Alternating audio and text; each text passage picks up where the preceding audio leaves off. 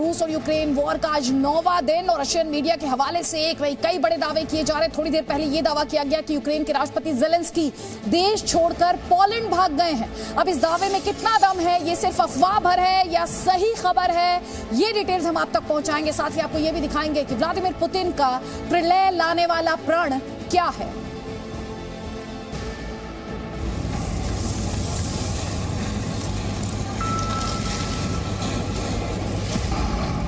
Kyiv पर रूस की सबसे खतरनाक एयर स्ट्राइक।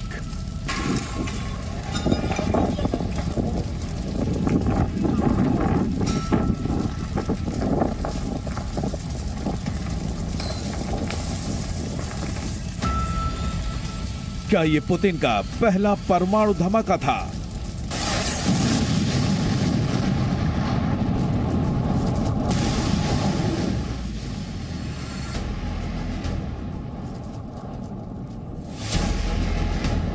यह परमाणु धमाके से पहले का अलार्म था।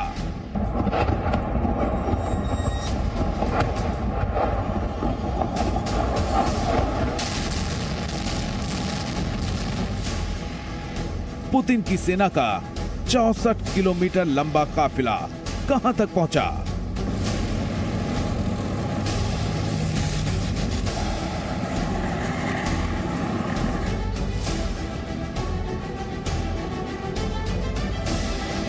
बम हो या बयान, जंग में कैसे बेखौफ हुए यूक्रेन के प्रधान।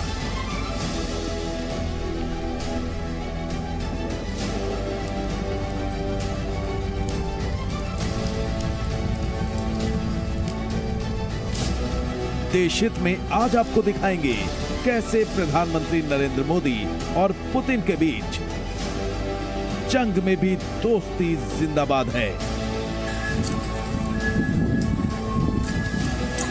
लेकिन देश हित की शुरुआत करेंगे वॉर पर आज की सबसे बड़ी स्टोरी से। पुतिन का प्रण मिटा देंगे हम। जब तक तोड़ेंगे नहीं तब तक छोड़ेंगे नहीं। जब कोई पावरफुल इंसान इस तरह का प्रण ले लेता है तो फिर क्या होता है? तो फिर आती है प्रलय। और इस समय दुनिया को लग रहा है शायद ये प्रलय काल है। प्रलय काल इसलिए क्योंकि व्लादिमीर पुतिन तबाही का मन बना चुके हैं। वॉर पर पुतिन ने क्या कहा जिससे दुनिया भर में प्रलय का खतरा मंडरा रहा है? इस सवाल का जवाब इस रिपोर्ट में।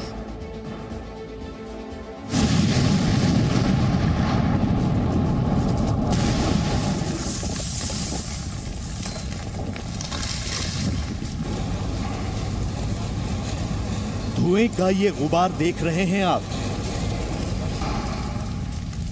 इस इमारत की आग शॉर्ट सर्किट से लगी आग नहीं है। यूक्रेन का दावा है कि यह तबाही रूस की एयर स्ट्राइक से हुई और जिस इमारत को टारगेट किया गया वो इमारत कीव में है। कीव इंटरनेशनल एयरपोर्ट से सिर्फ 5 किलोमीटर की दूरी पर है हतने इलाका। यह हमला वहीं हुआ है, यानी यूक्रेन की राजधानी में रूस का हवाई हमला पहले से ज्यादा विकराल होता जा रहा है।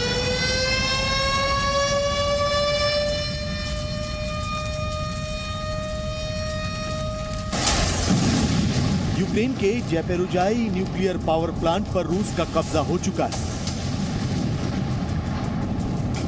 शहर के शहर तबाह हो चुके हैं। अब सवाल है कि पुतिन कहां जाकर रुकेंगे, क्योंकि दुनिया के ताकतवर देशों में ज्यादातर रूस के खिलाफ खड़े हैं। फिर भी पुतिन को रोकना क्यों नामुमकिन हो रहा है?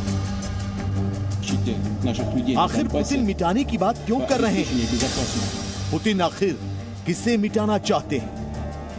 इन सारे सवालों का जवाब हम आपको देंगे, लेकिन उससे पहले ये वीडियो देखिए।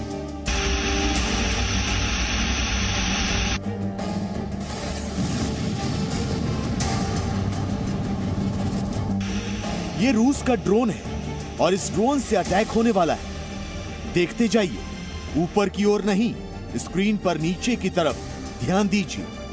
वो हुआ धमाका।